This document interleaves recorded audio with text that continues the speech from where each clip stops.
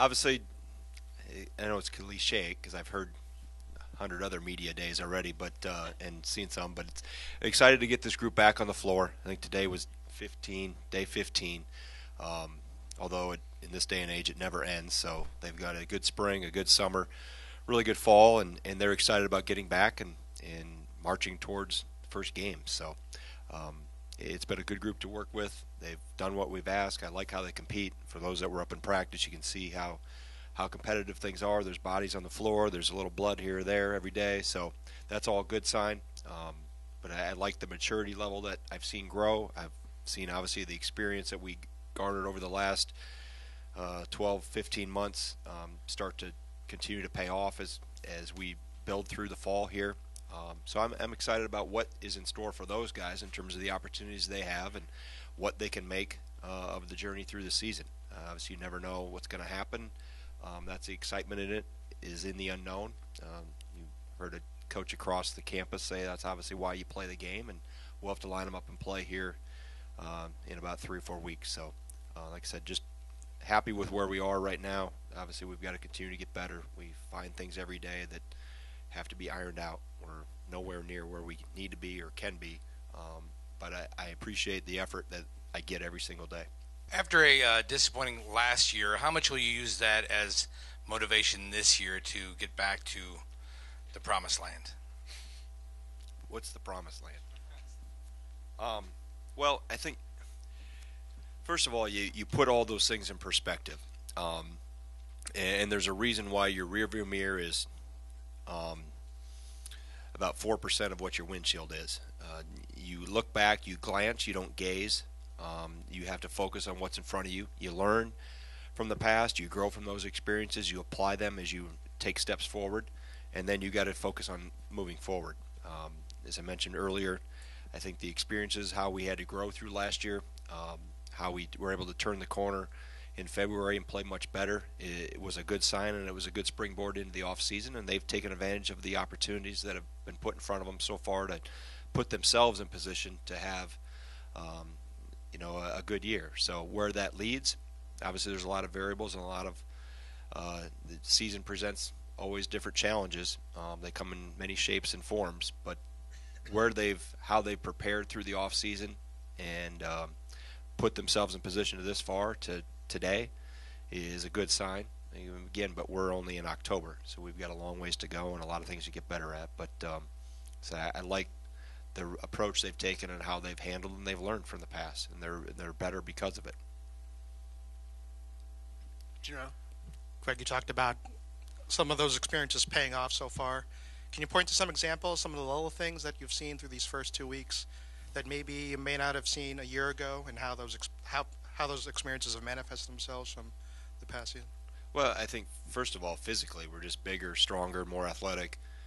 We're a year older, so just biologically things have changed. Obviously, we have additional guys back that were out for the greater part of last year that have helped.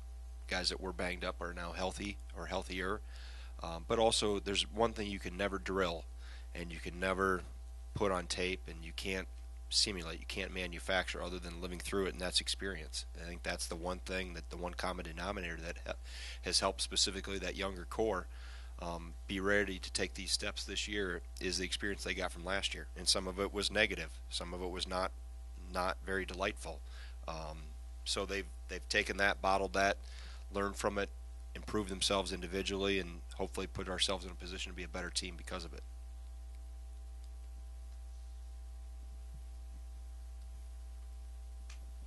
Not all at once. Other questions? Go ahead, Mike. How has Ethan been since he's decided to come back, and does he become an even bigger leader this year? Well, I think you can quantify leadership in a lot of different ways.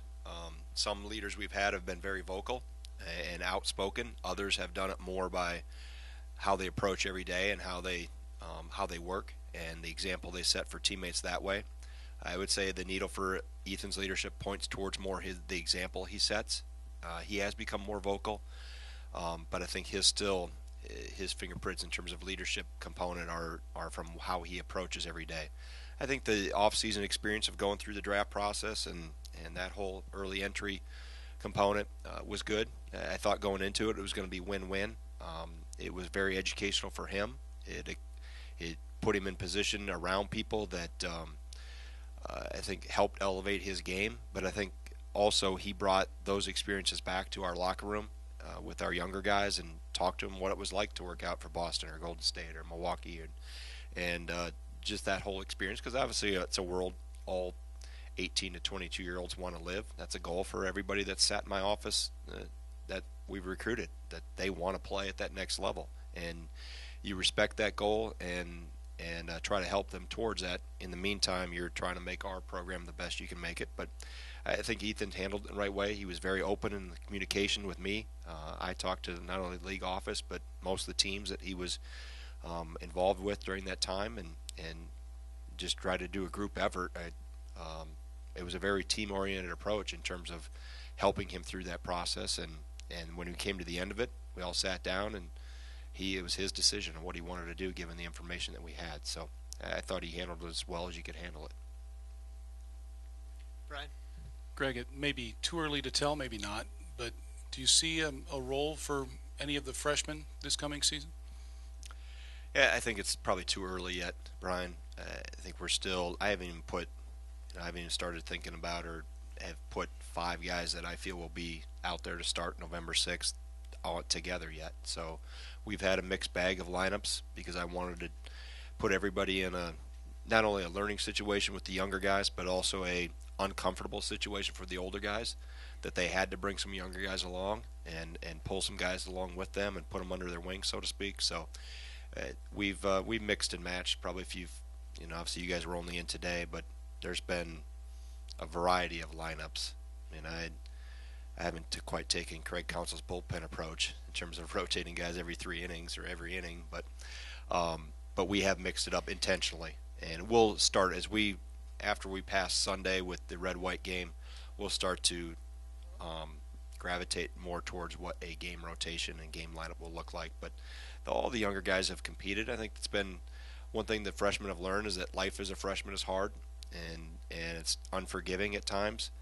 But that's good. That means your guys ahead of them are doing their job. And we've had freshmen come in and make splashes. Obviously last year more because of the vacuum that was missing in terms of the roles that were able to be filled with those younger guys. But the upperclassmen have done a good job of competing against the freshmen and making life hard for them, not giving anything easy. So they've all had their moments, but they've also learned that life was a lot easier in high school. What's it like to have a healthy Brad Davison back in practice? Well, he's extremely competitive. I mean, that doesn't change whether he had 1 arm or 1.5 or whatever it was, the functionality of it. But I think he's just more confident. He feels more complete. That'd be more of a question to him in terms of how he feels with. He's everywhere. You can hear him, you can see him. He has his hand in a lot of plays on both ends of the floor. So he's. I think the thing with him that stands out is just how competitive and how success oriented he is. He wants to win. It doesn't matter what drill we're doing. He will talk and chit chat with guys and all the way down to the locker room. Specifically of his group 1, he must have a running standings board in his locker or something that he reminds guys when he wins in his group. That's always been. He was like that last year. It didn't matter where I put him.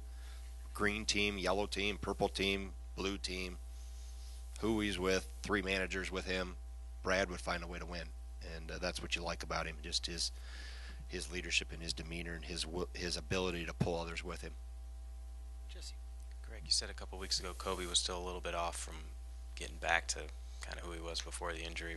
When he is fully healthy, from an offensive standpoint, what do you think he can provide that some of the other guards can't, or what is specific to him that he does well?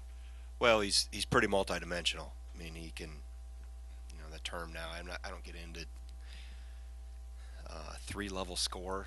That's the term that's thrown out there now. I think everybody wants to be a 3-level scorer. I mean, that's a new thing that's been thrown out. But he's strong. He's physically. He took advantage of having a year off. He spent a lot of time with Coach Helen in the weight room. I think learning the game helped him. Albeit he only got 10 games. A lot of times when guys go through an injury and they have something taken away, they gain an appreciation for what has been removed from their life, so to speak. So him playing a little bit and then having to sit and watch the rest of the year, he used that as his appreciation for the game, I think, grew, but also his knowledge of the cerebral component of it, of seeing things within the game within the game, so to speak, and he saw it more from a coach's eyes, the coach's eyes. I think that has helped advance his just his knowledge and his basketball IQ and his ability. We just found out today, right? I guess that he did get the year granted back. You guys knew before I knew that it was approved. But him and Dimitri both got the year back, which was expected. But till you get the final notice, you never know. But I think just physically he's better. You know, he's a handful at times. You know, he can make plays with the ball. He shoots it well. He can post.